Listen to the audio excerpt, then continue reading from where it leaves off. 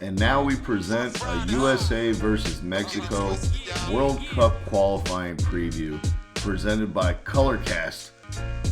As we transition now to our preview of the USA-Mexico game presented by Colorcast, Terry, we're going to be broadcasting Friday night at 9 p.m. for this USA-Mexico game. Terry, you just mentioned Sergino Dest transferring over to Serie A. Well, we have one guy who just put in a man-of-the-match performance in Serie A against Roma, and the special one, Gianluca Busio. Terry, do you know where he came from? You know where he played for before FC Dallas? Before FC Dallas? No, I do not. Where'd he come from? Greensboro Fusion. Oh, yeah, that's right. That's right. We did talk about that last time. North Carolina kid. Yeah. Putting it on. Looking Jose Mourinho right in the face and saying, "Look here, Nate. You're nothing but a snake. And I'm here to drive a dagger right in your heart, son." And he was spectacular, man. He was spectacular. And so now we look at this preview of USA versus Mexico. Mexico traditionally dominated the midfield space. Terry, do you have any hope that the USA can reclaim the center of the park with this new wave of cats coming through? I think that these guys are probably the best since Claudio Reyna and those guys back in the day. I mean, we've had a gap. Like Michael Bradley, solid player, but, not too much talent going forward, I think. He's a decent defender and all that, but McKinney is really good going forward and back. Tyler Adams, the same thing. He's really good going forward and back. We just need the third guy to kind of step up. And I think that could be, Yosu. Or what's his name? Musa? Yeah. I was like, what the hell? Yosu. It could be, I'm looking at Musa to be that guy, probably, most likely. The guy we were just talking about, he plays what, winger or forward type? Or is he an attacking mid? What does he do? Busio? Yeah, Busio. Yeah, he's a number 6, just center midfielder. He's a center midfielder. So, I mean, he could be the guy to kind of step up in there. Because if you think about it, your boy from FC Dallas, Augusto, you know what I'm talking about. Kelvin Costa? Yeah, garbage. I don't want to know his name. Hey, man, you know what Gustar means in Spanish, right? Oh, God. Don't mix up Spanish things this time.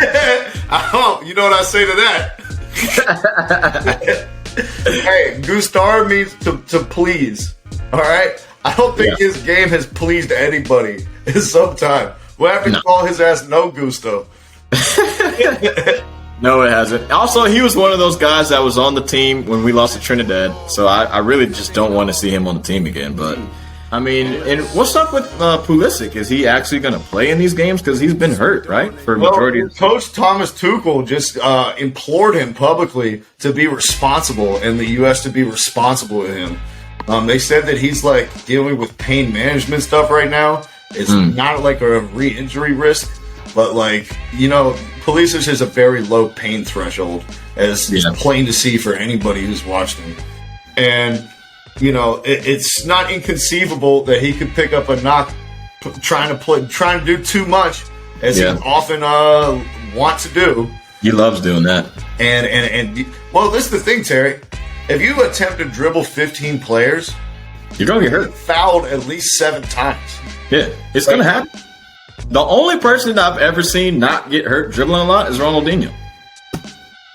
He never got knocks like that because he was just so crafty with it. But nobody has a skill like that. He started wearing shin guards on the backs of his calves. He wore one in the front and one on the back since he knew he was going to have to deal with it. Christian Pulisic is just content to run into traffic and then just get hit by a haymaker and be like, how come the referees aren't protecting me? Well, you're not protecting yourself, Captain America. You got to get the ball off your foot quicker.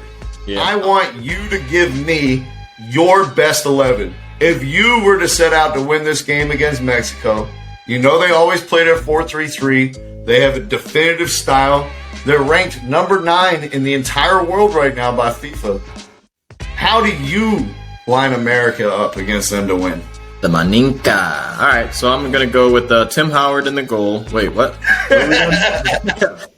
I thought, the best. Okay, my bad. Iko Park? No, okay. I'm going to go. Shout out to Jordan. Yeah, right. I'm going to shout out Jordan. Zach Steffen needs to be the starting goalie. That's definite.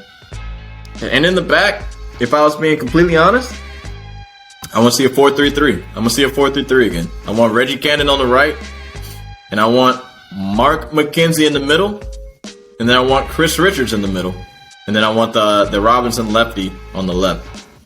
That's going to be my back four. In the middle, we already talked about it. I want McKenzie, Adams, and Musa, with Busio coming off later on the bench. Mm-hmm. And then up top, I want to see Weah, definitely, because he played well in the last cycle for us in the last couple of games. And if Pulisic is healthy, I'd like to see him start, but for the preservation of his career, all right, I'm going to go with Aronson on the left, Weah on the right, and then Pepe in the middle. Hey, that's what I want to see. I like that lineup, Terry. I like that lineup a lot. And I want to see some high pressure, too. 4-3-3 against 4-3-3. Yep. Strength on strength. High Mano pressure, Imano. Terry. High Mano pressure. Imano. Mexicano. Let's get it popping. Remember the Alamo. How about that? With all being serious, though, I think your point about counter pressing and hounding them without the ball is a good one. Which good old American way. I'm going outside the box for this one, Terry. Oh my! If I had to make my own lineup to play this team, I'd play a 3-3-4. So we're just doing this. This is what we're doing? This is what we're doing. Right. This is what we're doing. I don't know. Maybe in 2 years after Xavi has already made this formation famous, we'll revisit this and talk about how I was ahead of my time and prescient and precocious. I don't know if you can be precocious at 30, actually. But but this is my logic, Terry. Yeah. 4-man back line for Mexico, 3-man midfield. I need that man marked the entire way in the build-up section. Wow. Okay. I want every single person build up. I want to reduce Mexico to playing balls over the top. Super high pressure. 4 forwards pressing each one of your defenders. We got our 3 midfielders who are physically superior athletes. Pressed up, man marking. Man marking. Every person has a man, and it doesn't change on defense. Not happening. Our 3 in the back are going to be Chris Richards, Anthony Robinson, and Mark McKenzie. Okay. 3, super recovery speed. We're not allowing nothing over the top. McKenzie and what's your boy Richards don't allow shit in the air. Yep. And now we're just reducing Mexico to kick and run. Okay. Make them play our game. It's not gonna work. It's not gonna work. They're too good. They're just too good, bro. If I'm gonna go out, I'm gonna go out doing it how I want to do, though, son. I'm not playing no punk ass 4-3-3, son. I'm playing the 3-3-4, son. Nah, it's not happening, bro. It's not happening. And this whole time, I was trying to pull up the Mexico 25, like who they announced to be on the team, but they ain't giving me nothing on Google. But Google's messing me up. Spanish. Hey, the main guys are there. They called up all the heavy hitters. They got Raul Jimenez. They got Chucky Lozano. They got Tecatito. They got Andres Guardado. They got Herrera. They got, what's his name, Araujo playing defense. Yep. They left the American Mexicans behind, actually. Who? The 2 guys that said they wanted to play for Mexico over America, David Ochoa and Julian Araujo, both did not make the team. Oh, David Ochoa chose...